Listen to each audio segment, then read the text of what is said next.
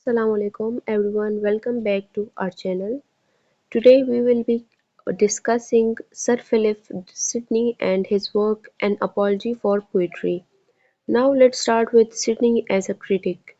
So he was an archetype of Renaissance man and he had virtues of statesman and military services. He belonged to aristocratic family and he was also involved in war against Spain waged by Queen Elizabeth I, and he died at the age of 32 from a wound. Then comes his works were published by Edmund Spenser. He was a friend of Sidney, and when Sidney died, Edmund Spenser he published his work, and that's how Sidney he got popularity after his death. Now let's discuss his works. His first work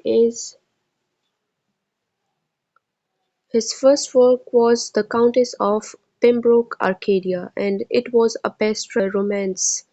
He was original in producing the sonnet cycle in the English language. He was the first one who originated this sonnet cycle.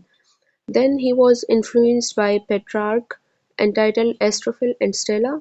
Astrophel and Stella, they both are the character in this work of Sidney, the Countess of Pembroke Arcadia.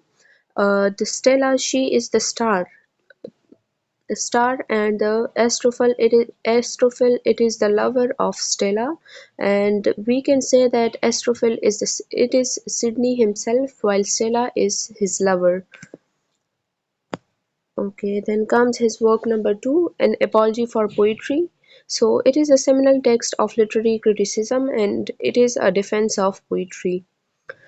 He has defended poetry in this work so its ideas are not original, but it shows the concerns of Renaissance literary criticism. It raises issues such as the value and function of poetry, the nature of imitation, and the concept of nature. Sidney wrote this work in a reaction to work titled as The School of Abuse published in 1579 by a Puritan minister, Stephen Gosson. So what inspired Sidney to write this work or this defense of poetry? It was the work of Stephen Gosson named The School of Abuse. When Stephen Gosson he published his work against poetry, then Sidney he just took this job and he wrote this work to defend poetry. Now what are his contributions to the literary criticism? Sidney is known for generous services in literary criticism. He was fond of classical literature, and his contribution as a critic is mainly remembered for his defense of poetry. He has defended poetry in his work, and his commentary on various forms of poetry. He has also discussed different forms like comedy and lyrical poems, pastoral poems, etc. And then comes his being the first practical critique in the history of English literature. Now we will discuss each of these contributions one by one. First one is his defense of poetry. So he has defended poetry against the charges leveled by Stephen Gosson. Whatever Stephen Gosson said, he has given him a proper answer to defend poetry. Gosson condemned that poetry for being he condemned poetry for being mother of lies, a nurse of abuse, a waste of time, and Plato's right about banishment of poets. So Sidney as a defender of poetry. Now how he answered him we will discuss it. So Sidney claimed that poetry is not a waste of time but a fruitful activity of noble learning. It is not a mother of lies but a source of truthfulness. It is not a nurse of abuse but is masked by the poet of that time. And Plato was not an adversary to poetry but he patronized poetry. And then his apt answering in defense of poetry is one of his contributions. So this answering of his was the best part of his contribution to literary criticism. Now second comes his devotion to poetry. He has devoted to poetry to safeguard its reputation. Yes, he was basically protecting the reputation of poetry. And then he says it is unfair to show disregard to poetry. Poetry should not be disrespected. Every form of poetry serves mankind. For example, Pastoral poetry can depict the plight of the people of the lower class under a tyrant ruler or vice versa, like how the lower class, like the lower people, they had to they face difficulty because of a tyrant ruler or a cruel ruler. Then comedy, it can make people learn to loathe evil and to adopt virtues into their lives. Like comedy can pinpoint the major evil in our society, and it can tell or inspire people to go toward good deeds. Then comes elegiac poetry. It helps to arouse the feeling of pity by mourning the suffering of the whole mankind. So it arises the feeling of pity. Then comes lyrical poetry, so it fills a person with admiration of virtue and sometimes singing the glory of the immortality of God. So thus, in showing the positive qualities of different form of poetry, Sidney clearly shows his devotion to poetry. Now comes practical criticism. He has also used practical criticism, and one of his contribution is his use of practical criticism. Practical criticism is the evaluation of an already existing genius according to a specific set of criteria that is excellent. It is definition of practical criticism. So in his writing, he both appreciation and criticisms can be found. If he's appreciating something, he will give proof for it, and if he is just criticizing a point, then he will give proof for it as well. Then so first he gives a critical or appreciative statement and then proves it through an already established work of literature. Now he is gonna prove his point with the already existing literature or work of literature. For example, depiction of human issues. So he has depicted the human issues from the epics of Homer. Then comes Sidney claims that earliest form of writing is poetry. He's claiming that poetry is the earliest form of writing, and he gives references of earliest Grecian writers like Homer and Hesiod. Number four comes the limitation. We will also discuss the limitation of this work. So in the works of Sidney, traces of limitation and exaggeration can be found. So in his defense, or in this apology for poetry, he claims that poetry is the only credible source of knowledge, which is not true. So just like history contains lies, so do poetry. Comes when Sidney states that function of different genres of poetry, he seems very limited in his approach. He neglects the importance of appreciation of natural beauty while explaining pastoral poetry. Then comes when explaining the properties of comedy, he dissociates the function of arousing laughter. He neglects the passion of love in the lyrical poetry, and then he also favors the classical approach. So he is a little biased toward the classical approach. Now let's just discuss the apology, an apology for poetry. So it is also known as the Defense of Poesy, and it was written in 1579 to 80. It was the first work of literary criticism in English, and Sidney's essay is an apology for or defense of the art of poetry. So basically, he has defended poetry in this work of his. Then comes summary of an apology of poetry. So it was a response to Stephen Gosson. We will discuss the summary and analysis in detail as well, but I have just given some main points discussed in the summary and analysis. So first one is the response to Stephen Gosson. As we all know that he wrote this work in response to the work of Stephen Gosson, and it was also the first sonnet sequence in English language, or first sonnet cycle. He has also discussed the role of poet in a society in this work, and that poetry can bring one close to God. We will all discuss these points. And then poetry is an art of imitation. Poetry is superior to nature and reality. Comparison between poet and philosopher, and poetry is a democratic art. Then after that comes the analysis. So it was written before the great golden age of the Elizabethan theatre. So before the theatre it was written, and at that time people used to like the people entertained during religious festival by the miracle and mystery play. So if the theatre was not there, so how people used to enjoy themselves was through the plays, the miracle and mystery plays by the taken from the Bible. And it is also discussed that poetry is superior to history, and we will discuss it in detail as well. So poetry is valuable because the poets only makes things up, and comedy imitates the common error of life. English language as worthy vehicle of poetry. He has also discussed how English language is necessary for the poetry. Or this is another PDF of Sir Philip Sidney and an apology for poetry. So, Sydney as a critic, we will now discuss all of the points that we have just studied in detail now. So, Sydney as a critic, just like I said that he was a Renaissance man and he belonged to an aristocratic family, he was also involved in war waged by Queen Elizabeth I against Spain, and one his friends included the poet Edmund Spenser, and he wrote a pastoral romance, The Countess of Pembroke, Arcadia, and for the first time he has used sonnet cycle in the English language. He has also written "Apology for Poetry", and it was a text of literary criticism. It is not only a defense but also one of the most acclaimed treatises on poetics of its time. Its ideas are not original, and then comes it raises issues such as the value and function of poetry, the nature of imitation, and the concept of nature, just like we discussed.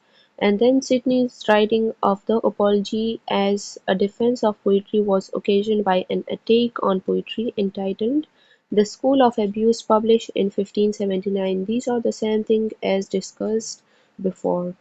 So then comes Sidney observed that poetry has fallen from its status as the highest estimation of learning to be the laughing-stock of children.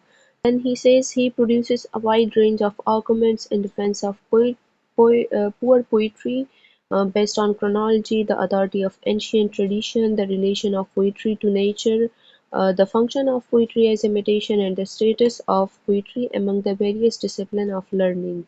So he will compare different disciplines with poetry and many more things in this work, and the relationship of poetry to truth and morality. So his first argument was that poetry was the first form in which knowledge was expressed.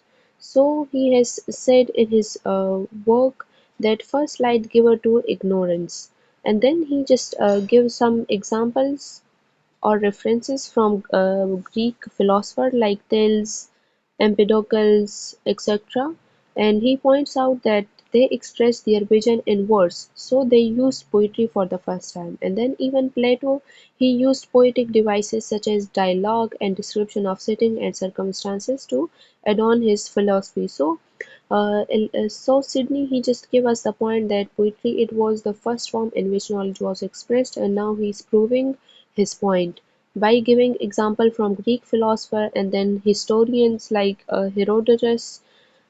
He's saying that he has used the fashion and weight of poetry. And then Sidney concludes here that neither philosopher nor historiographer could at the first have entered into the gates of popular judgment if they had not taken a great passport of poetry. So he's saying that they were able to express themselves because of the poetry. Then his point is that an incession. Okay, so then he is also saying that as poetry is the first form of knowledge, so it has made each of these varieties of knowledge, scientific, moral, philosophical, political, accessible by expressing them in pleasurable forms. So he is saying that after poetry, the rest of these knowledge or this variety of knowledge came. And then his second argument. First argument was that poetry is the first form in which knowledge was expressed. And now second one is about the argument from tradition.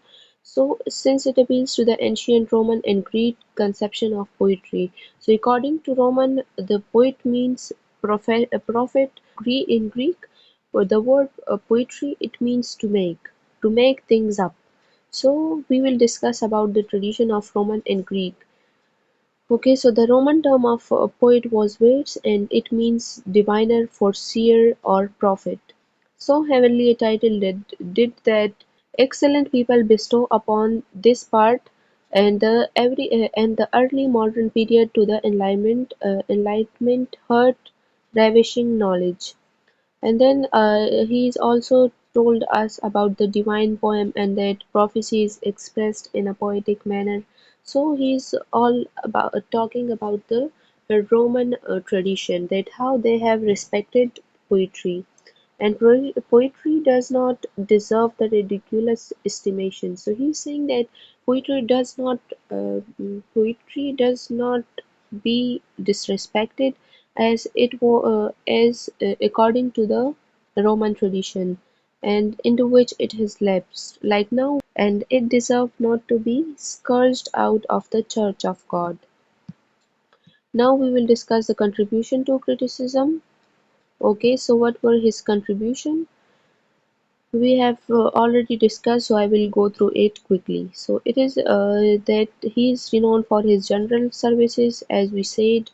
So Sidney was fond of classical literature, and Dr. Johnson did not acknowledge the prosaic excellence of an apology for poetry, and it is one of the sound books of criticism on poetry. Sidney's contribution as a critic is mainly remembered for his defense of poetry, so his commentary on various forms of poetry, and his being the first practical critic in the history of English literature. Now we will discuss these one by one. So his defense of poetry against the charges leveled by Stephen Gosson. And as we discussed that, he said Gosson believed that poetry is a mother of lies, a nurse of abuse, a waste of time, and Plato's right banishment of poets. So then we also have discussed how Sidney answered each of his charges against poetry. Now let's discuss his devotion to poetry. So he has devoted himself to safeguard to the reputation of poetry, and he is also saying that it is unfair to show disrespect to poetry, and then every forms of poetry serve mankind. And then we also discuss the pastoral poetry, comic, elegiac poetry, lyrical poetry, and that the positive qualities of different form of poetry. Sidney clearly shows his devotion to poetry. Then we also discuss the practical criticism, that it is the evaluation of an already existing genius according to a specific set of criteria that is excellent. So now let's move on to the example. For instance, when Sidney says that poetry can depict human passion in the best convincing way possible. Then he also states the example of Homer's epics. So that's how he proves his point. First, he gives the main point, and then he proves it by giving references from the already present works. Then, second example is Sidney claims that the earliest form of writing was poetry, so he gives references to the earliest Grecian writers like Homer and Hesiod. So Sidney contributed his initial share in the initial development of practical criticism through proving statements through the work of art that existed already. Now we will discuss his limitations. So Sidney's contribution to criticism is of considerable merit, but in some areas of his criticism and defense traces of exaggeration and limitation can be found. Then, for example, he claims that poetry is the only credible source of knowledge, which is not true. Just like history can contain lies, so do poetry. We have already discussed this, so I will just move on to the next slide. So what is the conclusion? So Sidney's literary endeavors and his utter devotion to the noble cause of literature in general and poetry in particular, but puts him into the frontiers of the notable critics in the history of English. As we have discussed an apology for poetry, we will discuss it again, its summary and the analysis. So Sir Philip Sidney, he has his work An Apology for Poetry is also known as The Defense of Poesy, and it was written from 1579 to 80, just like we discussed before. And then let's move on to the summary of the text. So, Sidney's defense of poetry in part is a response to Stephen Gosson, just like we discussed before. And then Gosson, he was a Puritan, and he has written a pamphlet which was named as School of Abuse, claiming that poets lead people astray and preach immorality. Given Sidney's own fondness of poetry, he would go on to write one of the first substantial sonnet sequences in the English language, and it's unsurprising that the author of Astrophil and Stella would lead to defense of poetry. Gosson even dedicated his pamphlets to Sidney. So Gosson, he dedicated his pamphlet to Sidney, and he wanted to provoke him.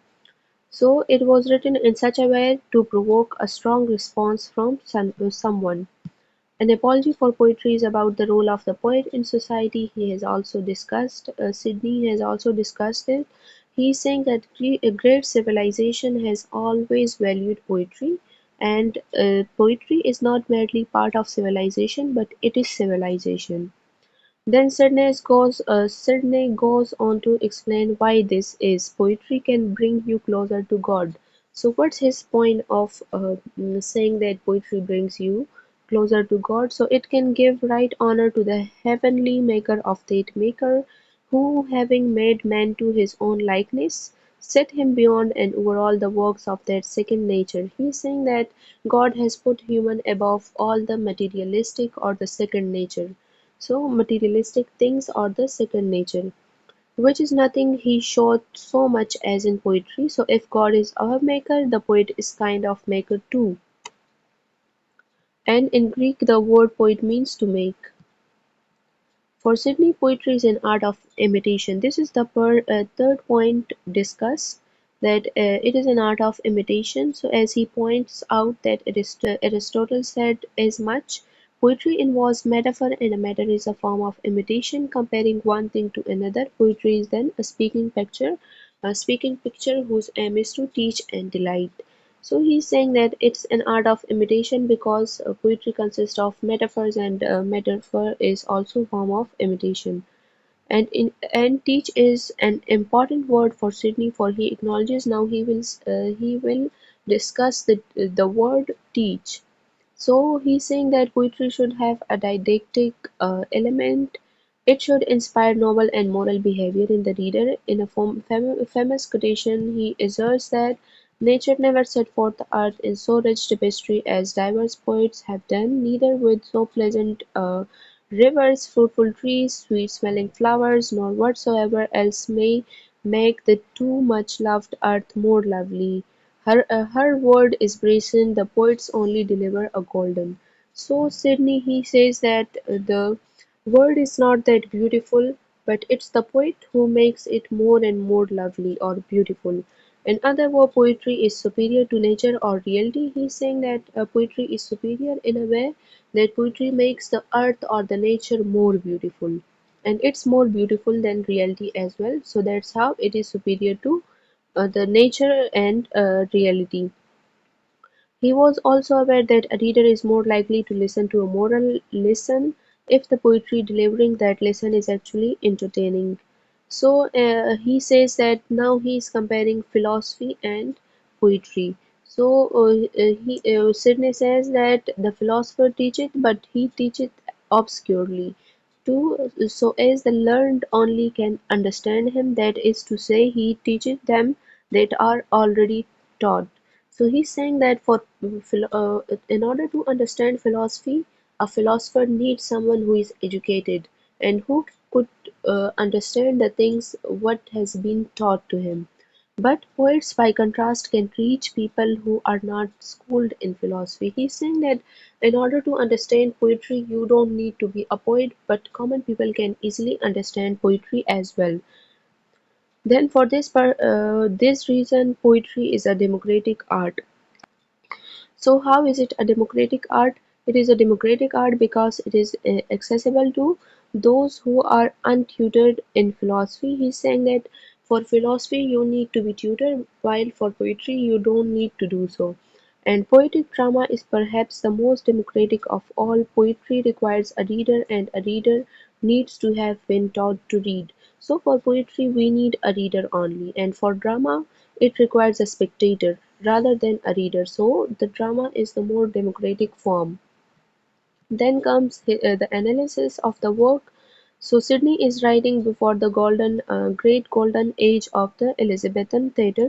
So before theatre, he has wrote he has wrote his this work, and he's saying that the people of that time were entertained during religious festival by the miracle and mystery plays which dramatized usually in verse events from the Bible such as the Nativity and the Crucifixion.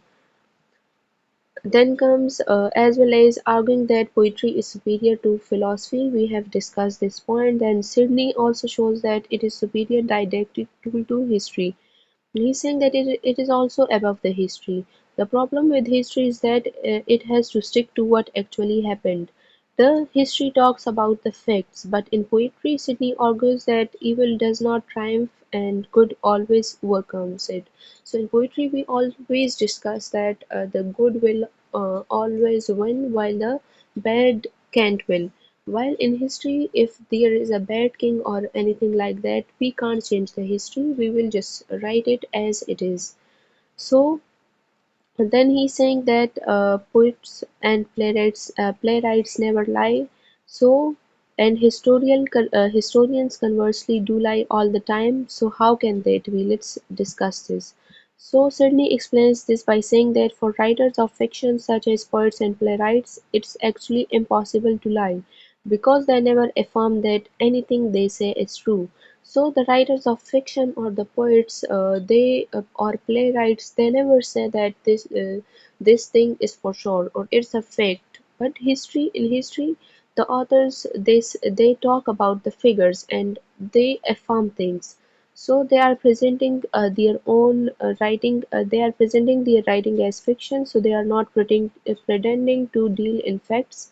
If you offer a story to readers and imply I made all this up, although what follows is a fiction, essentially one long lie, you as a poet are not lying, because by couching your narrative as a work of fiction, you are admitting that you offer up is untrue. What you offer up is untrue. But the historian, by contrast, he just presents the reader with facts. As soon as they play fast and loose with those facts, or smooth over certain details, or cast things in favorable or unfavorable light depending upon their own biases, they run the risk of lying. So they always change it a little bit to adjust the history.